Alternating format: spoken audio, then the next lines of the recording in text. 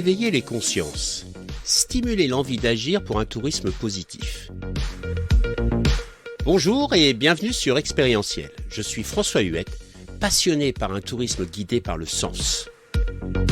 Les différentes crises écologiques, spirituelles et économiques nous poussent à sortir de nos schémas traditionnels.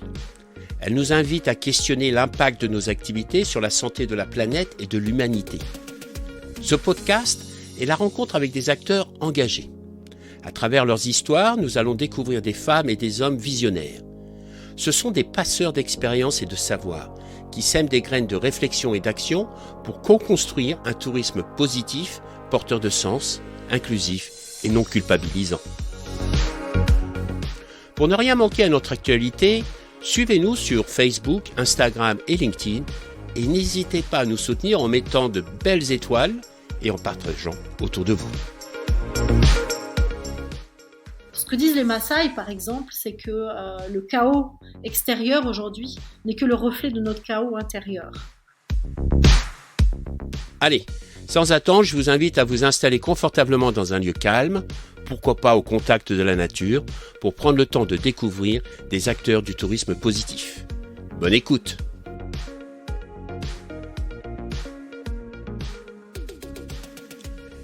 Bonjour Frédérica, merci beaucoup d'avoir accepté l'invitation pour le podcast Expérientiel. Comment allez-vous? Très bien, bonjour François, merci pour cet échange. Alors Frédérica, vous voulez bien vous présenter et nous dire ce que vous faites de beau? Ok, alors, moi je m'appelle donc Frédérica Van Ingen et à l'origine je suis de métier journaliste. Avant ça je suis une femme qui a grandi dans la campagne avant de devenir journaliste et de rencontrer la vie urbaine. Et puis ce métier de journaliste, j'ai eu la chance qu'il me permette d'aller vers les sujets qui me touchaient vraiment personnellement, enfin qui me parlaient. Je me suis intéressée à l'écologie, je me suis intéressée à la médecine, puis à la psychologie, enfin beaucoup de choses autour du vivant en fait, et qui est toujours en me questionnant sur le sens en fait, sur le sens de la vie. Donc j'étais en fait en quête de sens depuis très longtemps, mais peut-être aussi parce que j'avais vécu en nature enfant et que la vie urbaine me semblait peut-être manquer un petit peu de sens, de profondeur. En tout cas, il y a quelque chose qui me manquait. Donc, ça a été vraiment le cœur de mes préoccupations. Et ça m'a amené à rencontrer, à travers ce travail de journaliste, des personnes qui étaient en lien avec des peuples racines. Moi, j'aime bien ce terme de peuple racine, qu'on appelle aussi peuple autochtone, indigène, aborigène, etc. Et en fait, je me suis rendu compte en rencontrant ces personnes que ces peuples ont des réponses à nos questions, à ces questions de sens que je me posais. En tout cas, c'est comme s'ils avaient les réponses à toutes ces questions et vraiment leurs réponses, elles venaient me raconter un autre regard sur le monde et moi, ça m'a parlé profondément. Je me suis dit, tiens, puisque c'est ça, puisque ça me parle à moi, je suis quasiment certaine que ça parlera à d'autres. Donc, j'ai mis ma plume au service de la transmission de ce que je comprends de leur sagesse à travers des personnes qui sont en lien avec eux. Et en fait, à travers ça, je cherche les réponses quelque part universelles, ou en tout cas profondément humaines qu'on peut trouver dans leur culture et qui viennent ramener du sens dans nos cultures à nous. Donc aujourd'hui, je suis aussi auteure de livres qui parlent de ces sujets-là. Et puis je me qualifie aussi de passeuse parce que ces personnes qui sont en lien, je les ai appelées des passeurs et des passeuses qui sont en lien avec ces peuples. Et du coup, je me qualifie moi aussi maintenant de passeuse puisque à force de réunir ces visions du monde autres, j'ai commencé à peut-être aussi à les intégrer dans ma vie et à changer quelque chose dans ma façon de vivre et de regarder ce qui se trame autour de moi et essayer de réinvestir un peu ces espaces-là qui sont très orientés vers le soin à la relation. Alors c'est compliqué pour nous parce que le soin à la relation c'est quelque chose qu'on sait pas faire et moi je le vis personnellement, c'est vraiment pas simple. Mais c'est le cœur de leur vision et de leur façon d'être en lien avec le monde et notamment le monde vivant, la nature, qu'on appelle nous la nature dans notre société. Et en fait, le soin à la relation est au cœur de leur façon d'être. Donc, je trouve que ça peut être chouette pour inspirer nos propres façons d'être aujourd'hui. Est-ce que c'est aussi pour ça que vous les appelez des passeurs ou des passeuses? C'est parce Oui, qu'il y a cette relation? oui, absolument, parce que les choses ne font que passer à travers chacun, en fait. C'est-à-dire que là où chez nous, on a beaucoup des visions où il y a quelqu'un qui détient un savoir, il y a une forme d'expertise ou quelque chose comme ça. Mais en fait, dans les connaissances et les savoirs de ces peuples-là, il y a quelque chose comme la transmission est plus importante que celui qui transmet. Donc celui qui transmet, j'aime bien l'idée de passeur parce que les choses ne font que passer à travers lui. Et comme ben voilà, moi ces sagesses ne font que passer à travers moi. Et je suis là juste pour les transmettre en fait. Alors, il y a une question que vous posez dans Sagesse d'ailleurs, votre livre, qui m'interpelle parce que je suis fils de paysagiste et j'ai un papa qui est passionné par tout ce qui est la végétation, les arbres, etc. Quand je dis passionné, c'est vraiment passionné, quoi. Il ne vit que de ça. Et puis j'ai eu la chance de grandir, moi, au milieu de la forêt de Fontainebleau, où ça a été mon terrain de jeu. Et là, il y a des arbres fantastiques. Et donc, les arbres ont une signification très importante.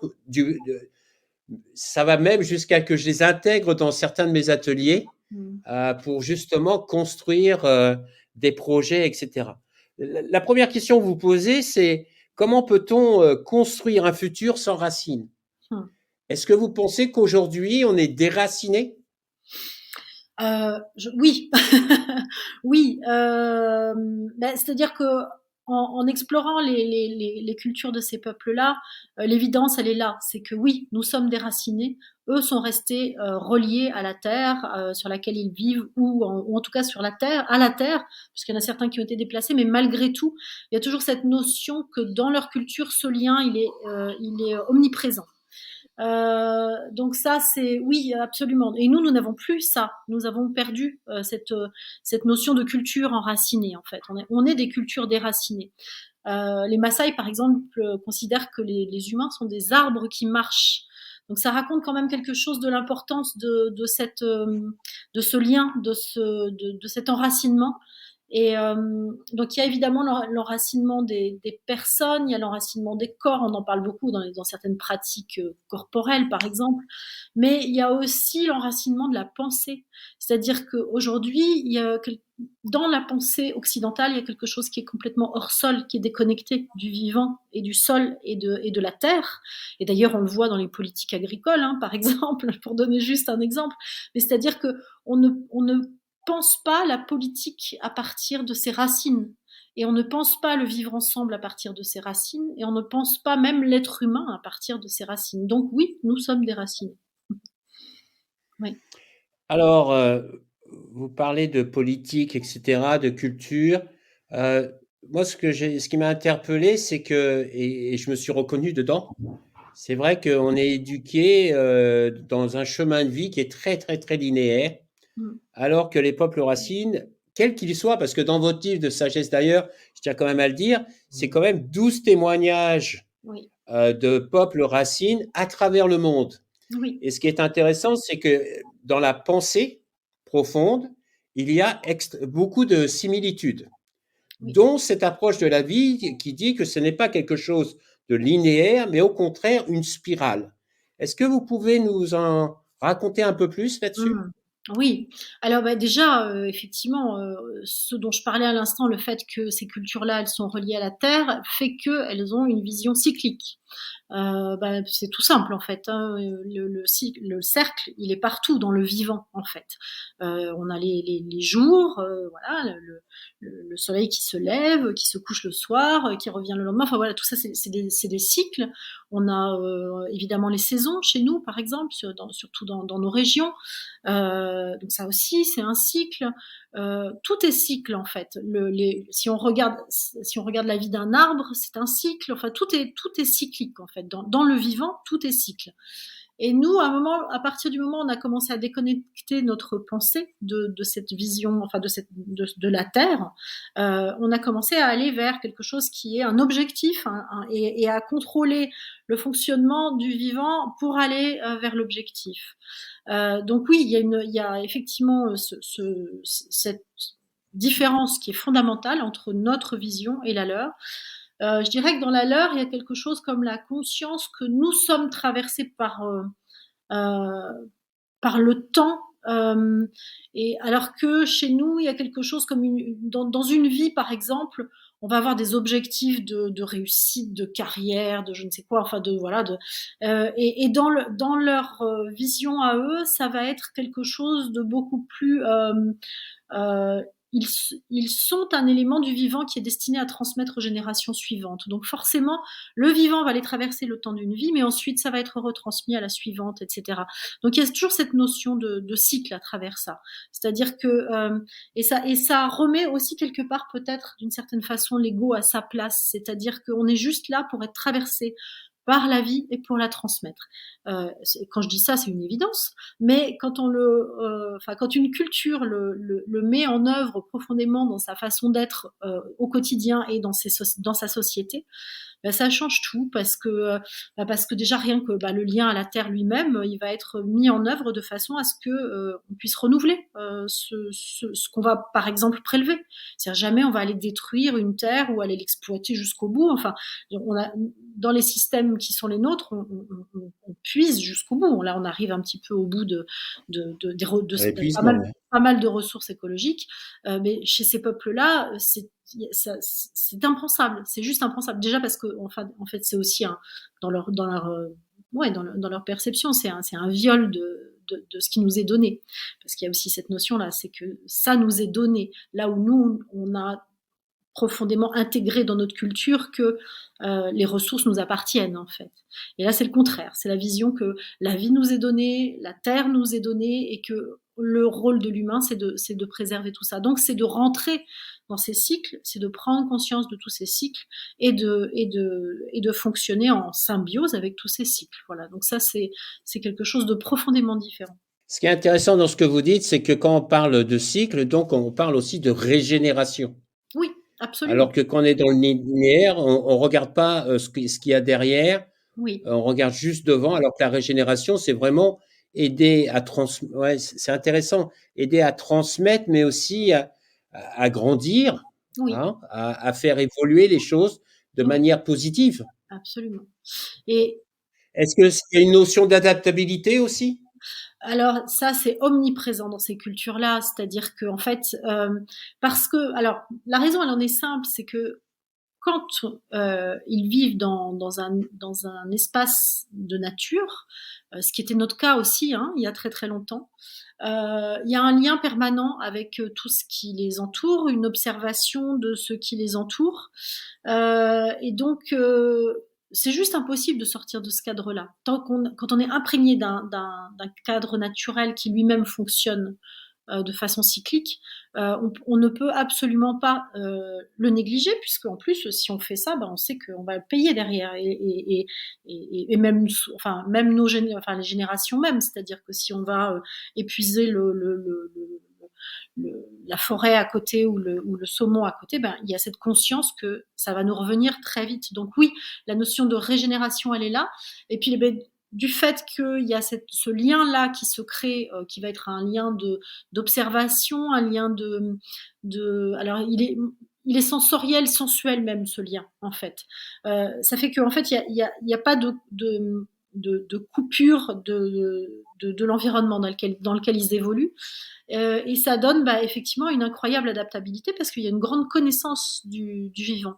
Et il y a aussi la connaissance du fait que le vivant, ça n'est que de l'imprévu, de l'émergence de choses qui n'étaient pas programmées. En tout cas, la programmation, d'ailleurs, c'est très souvent absent de leur.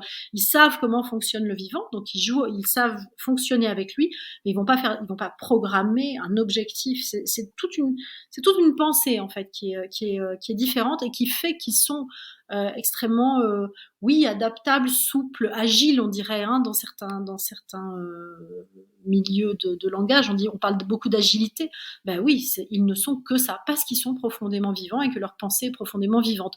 Et quand on parle de pensée linéaire, moi j'ai tendance à dire que la pensée linéaire, elle est figée, elle s'attache au futur, elle essaye de contrôler le futur, et que dès qu'elle a l'émergence de quelque chose qu'elle n'a pas prévu, bah, là elle est en difficulté. Eux, ils ont cette force-là d'être en capacité de faire avec ce qui est. Et la preuve, c'est que donc, quand on parle des peuples racines, j'ai quand même envie de rappeler qu'on parle de 370 millions de personnes et 5000 peuples à travers la planète, qui sont des gens, pour beaucoup, qui n'ont pas développé les technologies qu'on a développées, qui vivent dans des environnements naturels, sauvages, et qui n'ont pas, toutes les facilités de confort qu'on a aujourd'hui.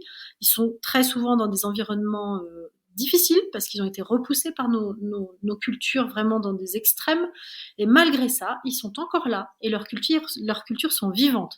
Donc c'est bien, et en plus on va chercher aujourd'hui, on va s'inspirer de leur façon d'être pour essayer de trouver des solutions à nos problèmes.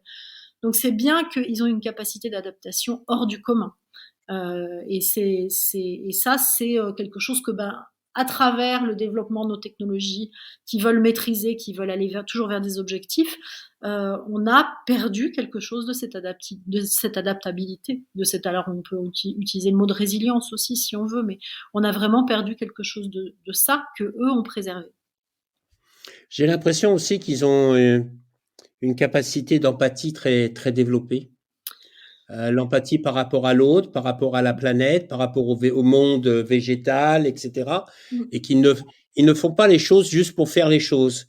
Il y a toujours un sens et une réflexion derrière, et une réflexion vis-à-vis de l'autre plus que vis-à-vis d'eux. Est-ce que c'est correct? C'est tout à fait correct. Je parlais tout à l'heure de l'importance du soin à la relation. Hein. Pour moi, c'est nous. Alors nous, effectivement, on va mettre le mot empathie. Et pour moi, ça rejoint ce que je disais tout à l'heure, la fameuse connexion sensorielle et sensuelle. C'est-à-dire qu'en fait, quand on est dans une connexion, quand on va se promener dans la forêt et qu'à un moment on se met en lien vraiment profondément, en conscience, à travers ses sens, à ce qui nous entoure. L'empathie, elle est là. C'est-à-dire qu'on se met vraiment à aimer ce qui nous entoure. Il y a quelque chose comme un sentiment. Alors moi, j'aime bien utiliser ce terme de gratitude qui est utilisé aujourd'hui dans différentes pratiques. Et c'est vraiment, c'est ça en fait. C'est-à-dire que je suis convaincue que l'être humain, à l'origine, il est en gratitude. C'est-à-dire, il oscille entre un sentiment de gratitude et un sentiment de peur, parce que bien sûr, parfois, il a besoin de la peur pour pouvoir fuir, par exemple, quand il y a un prédateur qui arrive. Donc, il y a quelque chose comme ça. Mais l'autre sentiment qui vient contrebalancer ça, c'est la gratitude. Et la gratitude, elle est liée à la conscience du don que la terre nous fait, en fait, que le vivant nous fait. Voilà. Donc, il y a quelque chose comme ça. Je suis convaincue qu'à l'origine, les humains avaient cette gratitude en eux. Et chez ces peuples-là, ce qui est vraiment très intéressant, c'est de voir qu'il y a beaucoup de dons, il y a beaucoup d'offrandes, il y a beaucoup de conscience que quand je prends quelque chose, je remercie, je redonne en retour. Et ça, pour moi, c'est quelque chose qui est vraiment le cœur de leur société. Donc, c'est quelque chose, cette gratitude pour moi, ça va avec l'empathie, effectivement, ça va avec le soin à la relation, qui fait aussi que, en tant qu'individu, dans pas mal de ces peuples, il y a plusieurs exemples de ces peuples-là où, par exemple, le mot «je» n'existe pas. On se considère uniquement en lien avec l'autre. Ou alors, où les langues, dans leur langue, il y a quelque chose qui raconte que il n'y a pas un sujet et un objet. C'est-à-dire, il y a toujours une intersubjectivité, j'appelle ça. C'est-à-dire, il y a toujours la relation prime sur les individus. Voilà, il y a quelque chose où donc et en tout cas il y a la conscience que chaque action ou chaque parole ou chaque pensée d'un individu modifie l'autre ou modifie ce que voilà oui, c'est l'autre qui est en interrelation avec. Donc il y a vraiment cette conscience là qui est présente, et on le retrouve même dans certaines langues en fait, hein, de ces peuples là, où c'est pas je te dis, c'est les mots, si on les traduit littéralement, ça dit quelque chose comme j'ai parlé et tu as écouté et tu as entendu. Enfin, il y a toujours la conscience de ça, du fait qu'il y a une interactivité entre une intersubjectivité entre deux. Donc c'est vraiment là, ouais, c'est presque plus que de l'empathie, c'est de la conscience de la relation. Ouais. Mm. Alors, on s'est déconnecté quand? Qu'est-ce qui nous a déconnectés? Est-ce que c'est quand on est passé à l'agriculture? Est-ce que c'est la révolution industrielle où on est devenu très matérialiste, etc.? Est-ce que c'est quelque chose de récent, d'ancien? Ah, alors ça, c'est une longue, longue histoire, à mon sens, que j'ai effectivement développée dans mon dernier livre, hein, sur la reconnexion à la nature. Il y a plein d'étapes, en fait. La première étape, enfin la plus ancienne, certainement, c'est quelque chose comme le départ du lieu originel de l'humanité, de là où de là où elle était, l'Afrique, puisqu'apparemment, chez les peuples racines qui se trouvent là-bas, il y a vraiment ce lien et cette conscience, enfin comment dire, oui, cette harmonie avec le milieu qui est encore très ancrée dans leur culture et où il semblerait ils savent encore communiquer avec les animaux, ils savent encore, voilà, il y a des choses très très très euh, ouais, qui peuvent nous paraître Très surnaturelles, mais en fait profond? non, quoi. C'est vraiment du lien, c'est de la culture de la relation ils n'ont pas lâché. Donc il y a encore dans certaines régions des choses comme ça. C'est resté chez plein de peuples racines, hein. Par exemple, on parle beaucoup de communication, ce qu'on appelle aujourd'hui la communication animale. Les chasseurs-cueilleurs, en général, ils ont une espèce de sixième sens qui fait qu'ils savent, voilà, ils savent où se trouvent les animaux, comment, etc. Enfin, il y a quelque chose de beaucoup plus fort que chez nous dans cette possibilité de communication entre les espèces, hein, avec les espèces sauvages. Dans certaines cultures d'Amérique du Sud, on les considère comme des cousins, des tantes, des oncles. Donc il y a vraiment quelque chose d'une vraie proximité. Les Lakota disent que nous sommes parents avec tout ce qui existe, donc on est parents avec les animaux. Enfin, il y a vraiment une parenté très forte, ça c'est une notion importante. Euh, et, euh, et donc, oui, comment dire? Euh, euh, à partir de là, on n'a pas, nous, on a déconnecté, en partant de ce berceau de l'Afrique, certainement, petit à petit. Il y en a qui l'ont gardé. Et puis après, il y a eu, alors il y a eu plein d'étapes. Il y a l'écriture qui rend le lien abstrait, le lien au monde abstrait. C'est-à-dire qu'à un moment, quand on commence à poser les écritures, alors au début les écritures ressemblent au monde extérieur, et puis petit à petit les lettres commencent à prendre leur forme, donc elles perdent le lien avec l'objet qu'elles représentaient. On passe de l'image à la lettre. Donc il y a une pensée abstraite qui commence à se développer. Enfin, il y a plein d'étapes comme ça. Je sais qu'il y a la même chose sur le calcul, par exemple, le fait de calculer les choses, le fait de créer des objets qui calculent les choses. Ensuite, on a l'agriculture, effectivement, qui vient. Alors l'agriculture, pas l'agriculture en tant que telle, l'agriculture telle qu'elle est développée dans le croissant fertile il y a 10 000 ans, où on commence à se dire tiens, on peut stocker des choses, on va pouvoir contrôler, on va pouvoir développer un modèle qui s'étend, etc. Donc ça, c'est aussi une étape. Il y a évidemment l'étape de la religion, parce que voilà, les religions petit à petit viennent mettre un Dieu tout-puissant qui est au-dessus et qui n'est plus dans la nature elle-même. Et en fait, on parle beaucoup pour ces peuples-là d'animisme, mais qu'est-ce que c'est l'animisme? C'est juste que la l'intelligence ou le créateur ou la divinité est dans chaque élément de la nature et vient nous parler. Voilà, il y a cette idée-là, elle est très présente. Et c'est vrai qu'à partir du moment où on sort le Dieu, enfin, où certaines cultures décident qu'il y a un Dieu au-dessus, qu'il y a donc un Dieu unique et un Dieu au-dessus, on perd effectivement cette possibilité de communiquer directement avec la nature. Donc ça aussi, c'est encore une autre étape. Et puis bon, après, il y en a encore pas mal qui arrivent jusqu'à effectivement l'industrialisation, le moment où on commence à considérer justement cette terre comme une ressource uniquement, comme oui, un réservoir de matières premières, c'est-à-dire que ça n'est plus un être vivant, c'est un réservoir de matières premières. Et là, on commence à s'en couper, enfin, on continue de s'en couper de plus en plus. Et puis là, bah, je dirais que les dernières années, on a quelque chose aussi comme le monde virtuel, même si on est en train de se parler, c'est un outil fabuleux. Bien sûr, c'est un outil Oui. fabuleux, mais à quel moment est-ce qu'on se coupe pas encore un petit peu plus du réel, de la relation, oui, de la relation vraie avec le monde qui nous entoure. Là, c'est chouette de pouvoir parler de ce sujet-là, et pour moi, c'est un super outil pour pouvoir parler de la connexion au vivant. Mais je vais vous en parler, mais la meilleure des choses à vivre, c'est quand même d'aller se balader, d'aller voir un arbre et d'aller discuter avec lui, quoi. Et là, on pourrait être vraiment dans la connexion. Voilà. Donc, quand on dit qu'on s'est déconnecté du vivant, on s'est déconnecté de nos sens aussi. Absolument. En priori, enfin oui, oui, on s'est déconnecté de nos sens. On les a d'abord, on les a séparés. C'est vrai qu'on est. Alors nous, on est on est des cultures qui sont très très dans la vue, dans le visuel. Donc c'est vraiment que ce que je vois qui est important. Alors que dans ces cultures-là, il y a tout un aspect. Bah, les autres sens sont très présents.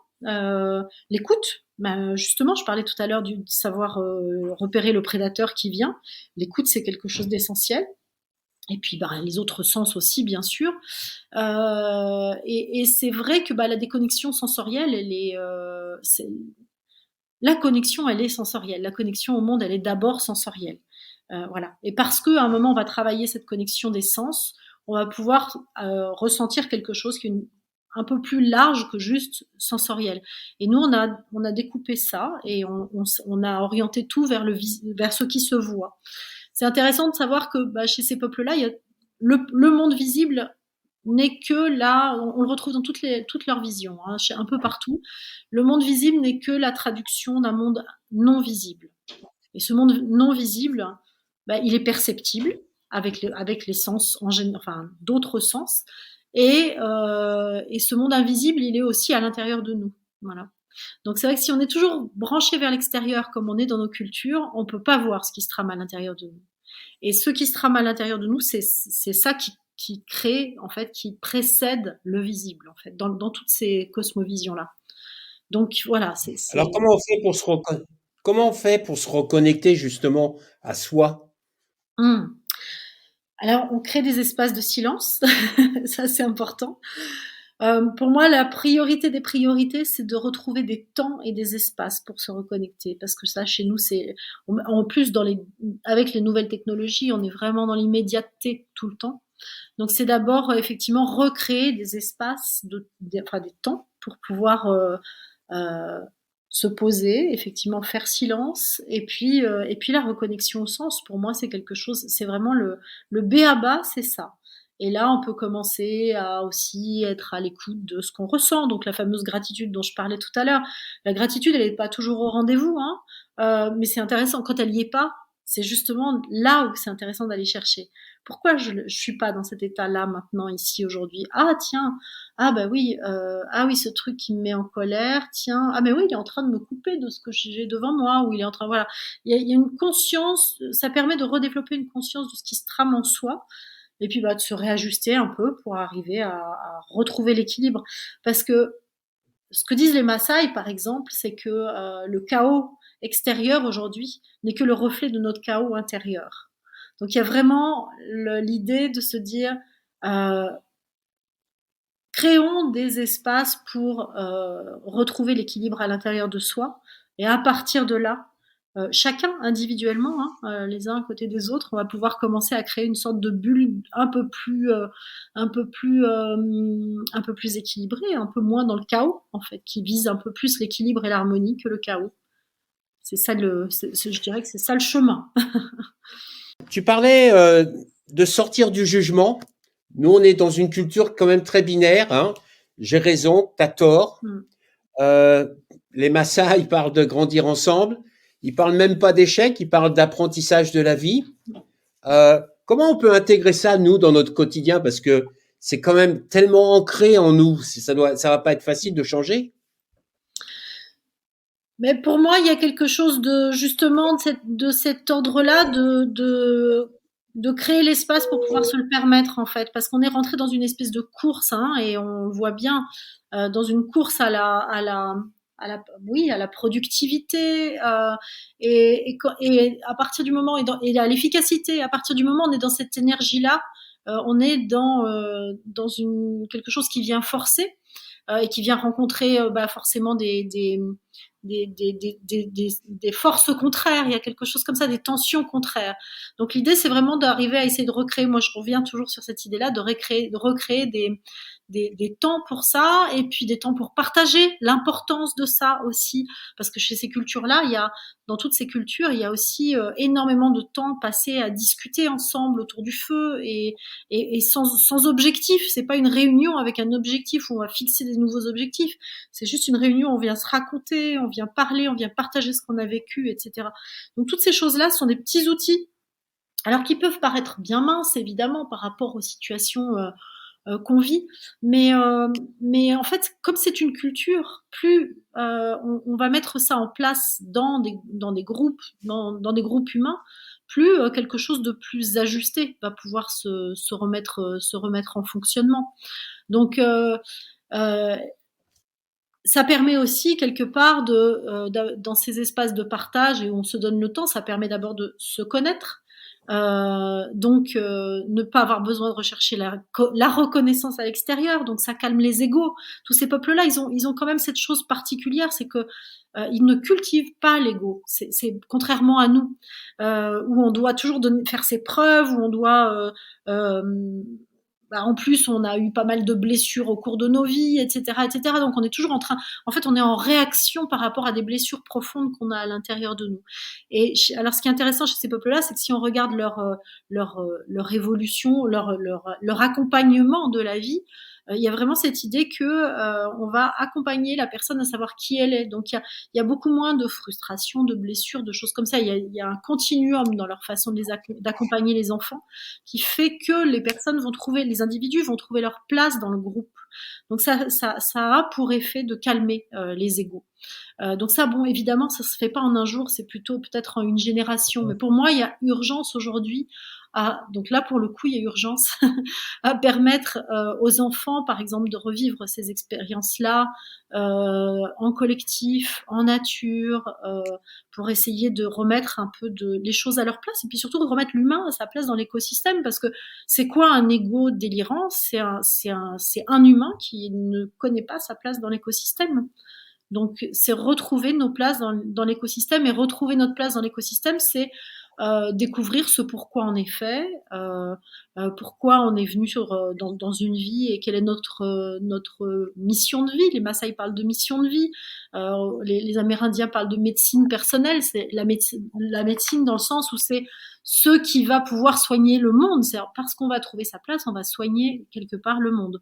Donc voilà, il y a toujours ces idées-là qui sont présentes un petit peu partout dans ces cultures, et que nous on a oublié, puisqu'on fabrique des travailleurs et des consommateurs et non pas des êtres en fait. Voilà, qu'on accompagne à se découvrir. Très intéressant ça. Ouais. Dis-moi, tu disais tout à l'heure qu'il y avait 370 millions, donc une population de 370 millions de peuples racines. On est plusieurs milliards aujourd'hui. Est-ce que aujourd'hui, les peuples racines peuvent être justement la source d'inspiration et nous apporter des solutions pour retrouver la bonne direction pour le monde de demain? Alors eux, ils feront pas, parce que eux, ils vont rester sur leur ligne. Mais par contre, nous, on a quelque chose à faire qui est à partir de leur façon d'être au monde, qui est reliée, qui est enracinée, pour revenir à ce qu'on disait au départ. Et ben réinventer, essayer de retrouver quel peuple racine nous on pourrait être. Et pour moi, ça, c'est vraiment la recherche essentielle aujourd'hui. C'est-à-dire, si on veut apprendre à revivre en symbiose avec la planète sur laquelle on est, si on veut avoir une chance de retrouver des modèles qui tiennent la route, et ben quelque part, ça passe d'abord par se réinspirer de leur façon d'être au monde, oui, dans la façon d'éduquer nos enfants, dans la façon de nous soigner, dans la façon de, pas que les enfants, de grandir nous-mêmes et de grandir ensemble, etc., etc. Et là, il y a des voies infinies d'inspiration à trouver auprès d'eux. Alors, à trouver, l'idée, c'est pas d'aller les envahir, parce que justement, s'ils ont gardé ces cultures reliées, S'ils ont gardé ces cultures reliées, c'est parce qu'ils ont su se préserver et que c'est essentiel de continuer de leur permettre de préserver leurs cultures reliées quand elles sont encore très reliées.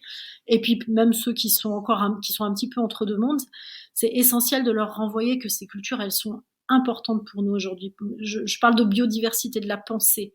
En fait, c'est des pensées autres, c'est des pensées reliées, des pensées différentes. Et aujourd'hui, on a vraiment besoin d'avoir alors, j'aime pas le terme de réservoir parce que ça fait encore quelque chose dans lequel on peut aller puiser, mais on a vraiment besoin ce sont des espaces de diversité de pensée qui sont une richesse vraiment essentielle à préserver, à permettre, à aider à préserver. Parce que c'est pas à nous de le préserver, c'est les aider eux à préserver cette façon d'être au monde.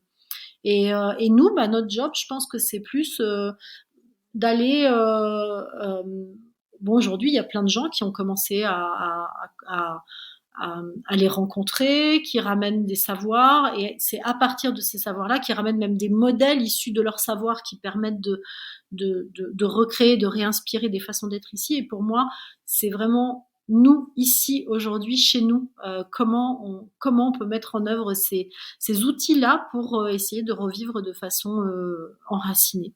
Ouais. Merci beaucoup, Frédérica. Merci, François. C'était un plaisir. Moi aussi, ça m'a ouvert l'esprit. Donc voilà, j'ai fait un beau voyage intérieur. Et oui, c'est ça le travail, c'est le voyage intérieur. C'est le premier des voyages, disait Marcel Proust, je crois. Merci. Merci beaucoup. Voilà, c'est la fin de notre voyage du jour. J'espère que vous avez vraiment passé un agréable moment en notre compagnie et que nous avons pu semer des graines d'inspiration et d'action. Surtout n'oubliez pas, le tourisme de demain, c'est maintenant qu'on le construit et ensemble. C'est un tourisme qui est guidé par le sens, l'expérience et en lien avec nos territoires pour assurer la pérennité de nos métiers et de nos activités. C'est essentiel. Si vous avez vraiment aimé ce podcast, favorisez sa diffusion en lui donnant 5 belles étoiles sur Apple ou la plateforme podcast préférée que vous utilisez. Et puis, surtout, et ça c'est le plus important, n'hésitez pas à partager dans votre réseau.